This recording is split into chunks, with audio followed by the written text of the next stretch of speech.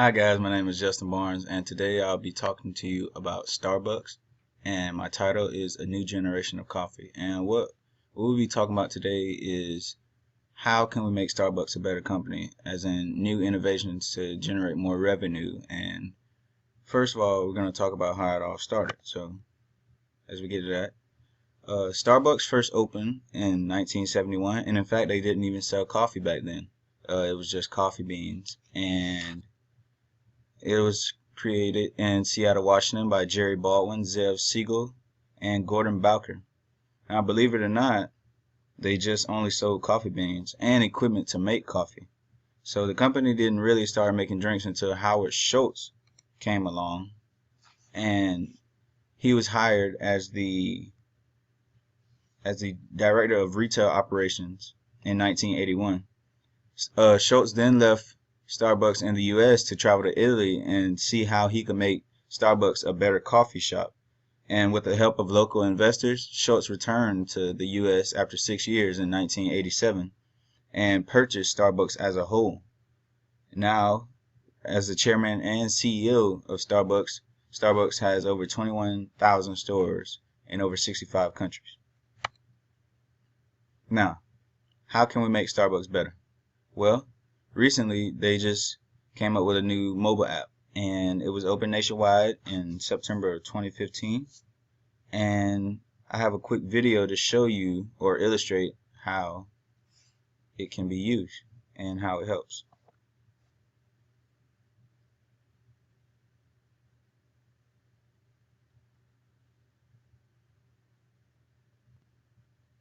See, what she do is she's adding the what she wants right now. And Starbucks makes more than food, so I mean more than drinks, food as well. So when she adds that, it brings up her total order, deal with a debit or credit card, and it tells you what coffee shop or the closest coffee shop to you, and the order comes through to the coffee shop and they make it. And I think her name was Bethany. When Bethany comes in to get her a drink, it's processed and all ready for her.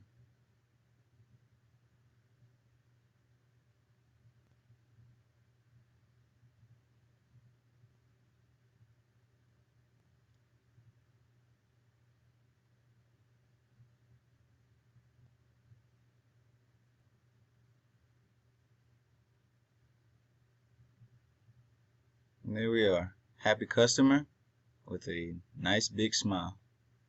Now, how does this mobile app help Starbucks? Well, as you all know, Starbucks is a very busy place, and with that being said, there's a lot of customers and drive-through lines, and especially in a college town. I'm from Tallahassee, Florida, and I used to live by a Starbucks actually less than a mile and a half away, and I would tell you they were always packed. And so everybody's been through that situation where you don't want to sit in a drive-through line or sit in a line, or you're too busy to stop and you don't have enough time to sit in a line. So what you do is you just get the app, you order what you want, and it'll tell you when it's processed or how long it's going to take. And when it's done, you just go and pick it up and you'll be on your way. And you don't have to wait in line to order, and you don't have to sit in a drive-through behind order people that still sit in a drive-through behind people that still have yet to order. So I just think that's a really big thing, and it definitely is helping Starbucks as of now. And so now, other new technologies for Starbucks.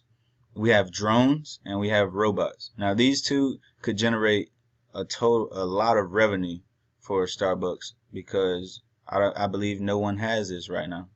So we're going to start off with the drones, and oh well, that's for the mobile app. We've already been through that. Okay, drones. It would be Starbucks' first delivery service. As you know, most fast food places, well, Starbucks isn't a fast food place, but most places do not have a delivery service besides pizza places or something like that. And it takes advantage of traffic jams. If they did have a delivery service, a drone doesn't have to sit through traffic jams.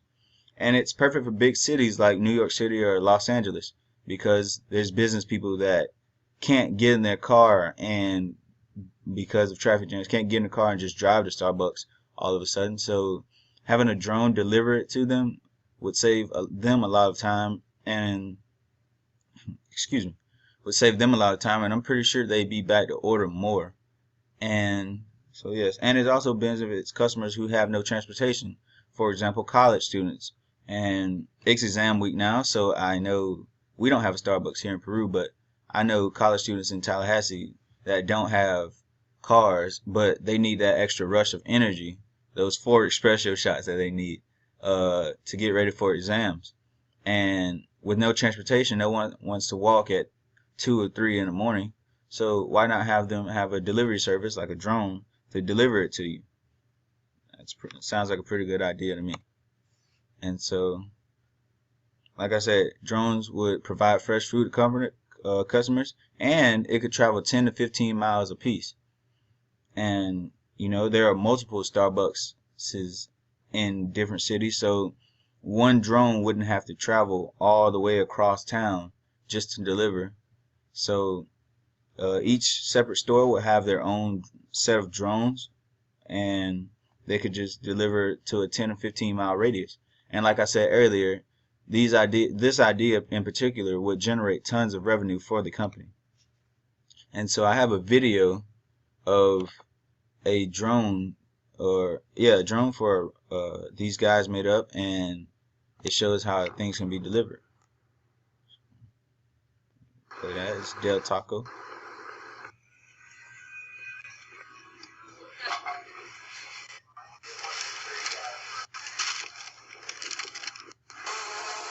As you see, the drone there is taking the food to the guy right there. Or, yeah. Well, it's coming to get the food, actually, I should say.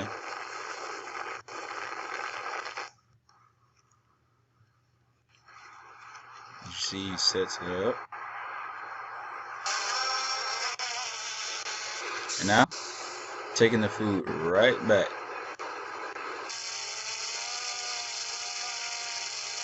It's really neat because this can save people a lot of time and money. You see? Look at there. Happy guy. Del Taco at your service. And I think Starbucks could do this as well with drinks. So, it would be a great idea to me. Now, let's get on to robots. Okay, now, first of all, when we think about robots, everybody thinks of artificial intelligence and robots taking over the world. We've all seen those movies where robots take over the world and end the human race. For example, I, Robot with Will Smith, and how they kill off all the humans. But if you sit down and think about it, robots could have a very positive impact if we get out of the mindset that they would harm us or do things like that to us. And so robots in the food industry could definitely make a big impact. For example, robots, they're very intelligent and can process information very quickly. And I'm not saying humans can't process information quickly, but they're a machine. And that leads me to my next point. They have no emotion, so they can constantly work in that stressful environment without getting uptight or angry. And me personally, having worked in a fast food restaurant, McDonald's, I can tell you that things get pretty hectic sometimes, and sometimes you just want to give it up and throw cups and burgers everywhere. And you know, but robots, they don't have to worry about that. They can withstand those long hours that us humans, you know, sometimes get angry about. And so with that being said, they could do just about any job the company needs it to. And my final point is, like I said earlier, they're able to withstand these long hours that normal workers get tired from. So I have another video that is showing how fast food companies are the fast food industry is toying developing with a new robots. idea. Now, with so many workers clamoring for higher pay, many executives in the fast food market are looking toward robots as their next new hires. The burger-making robot will cost millions of dollars to develop, but if they can build one that lasts Corporate investors say it could end up being much cheaper than raising the minimum wage to $15 an hour. A company called Momentum Machines has already made a robot that can put out one burger every 10 seconds, and it literally does everything from slicing the tomatoes and pickles to grinding the meat and toasting the bun. The company says their new machine is more sanitary, more consistent, and more productive than a human workforce. Okay, so with that video, it shows how the robot, like I said, is more sanitized. It can work longer. It can work better than a human can, because there are some things that honestly we just can't do, And I mean, I just think it would be like for Starbucks, like I said, they do more than sell just coffee. So, excuse me.